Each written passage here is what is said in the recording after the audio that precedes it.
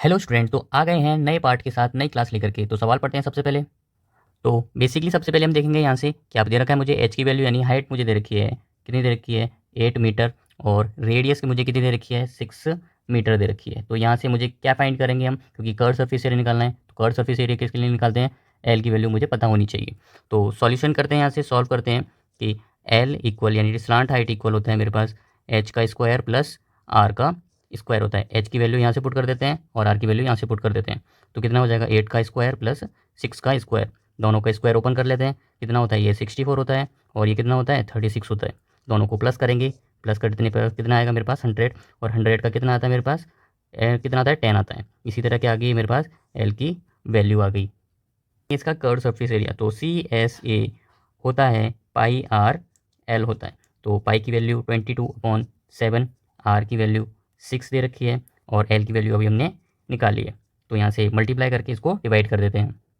यहाँ पे 22/7 की जगह हम क्या लिख सकते हैं, क्योंकि हमें वैल्यू दे रखी है, ये वाली वैल्यू यहाँ दे रखी है मुझे। तो यहाँ से ये वाली वैल्यू रख देते हैं। तो कितना हो जाएगा 188.0 कितना आ जाएगा मेरे पास मीटर स्क्वायर।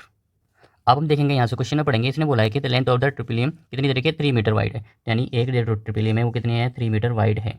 3 मीटर वाइड है तो मुझे लेंथ निकालनी पड़ेगी। तो लेंथ का फॉर्मूला लिखेंगे, ले होता है इसका फॉर्मूला। अभी हमने इसकी क्या निकाला, एरिया निकाला। तो एरिया की जगह यहाँ पे वैल्यू पुट कर देते हैं, कितना आ जाएगा ये आ जाएगा। एल की वैल्यू मुझे निकालनी है और बी की वैल्यू मुझे कितनी दे रखी है, यहाँ पे 3 दे रखी है। तो एल की वैल्यू यहाँ से निकालेंगे तो इस तरीका इससे क्या कर देंगे डिवाइड कर देंगे। डिवाइड करने पर क्या आएगा वो लिख देते हैं कि क्या आएगा मेरे पास, यहाँ पे आएगा एल बराबर 188.40/3। 3 से इसको डिवाइड कर देंगे।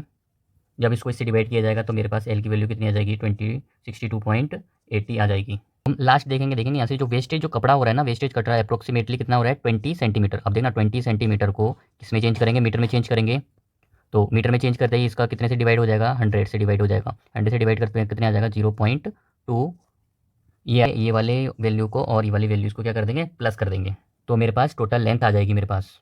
तो प्लस करके लिख देते हैं, यहाँ लिखेंगे 62.80 प्लस 0.20। तो दोनों को प्लस करेंगे तो प्लस करने पर टोटल लेंथ आएगी मेरे पास 63 मीटर। इसी तरह क्या होता है हमारा ये वाला सॉल्व हो जाता है।